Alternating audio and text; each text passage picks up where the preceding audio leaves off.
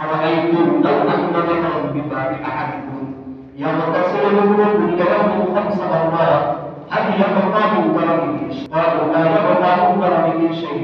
قال فذلك مثل الصلوات ال5 يمحو الله بهن الخطايا. سبحان الله. নবীজি সাহাবাদেরকে বলতে গিয়ে আবার সাহাবীরা তোমরা বলো দেখি যদি তোমাদের কারো বাড়ির সামনে একটা পুকুর থাকে, কি থাকে বলে একটা পুকুর থাকে, সেই পুকুরে কেউ দৈনিক 5 বার গোসল করে, বারবার 5 বার গোসল করে, তার শরীরে কি কোনো ময়লা থাকবে? আমি যতটা মুদারা ইনশাল তার শরীরে কোনো ময়লা থাকবে? সাহাবায়ে বললেন লা ইয়াবকা মিন দারাবিহি শাই।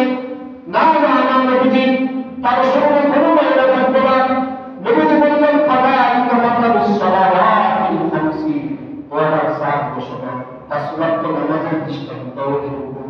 যখন কোনো মুসলমান 5 ওয়াক্ত নামাজ পড়বে, আমার আল্লাহ তাকে পরিপূর্ণ সকল গুনাহ থেকে ধুয়ে মুছে সাফ করে দিবে।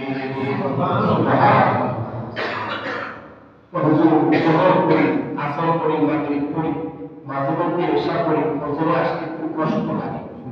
এই শীতকালে কম্বল থেকে উঠে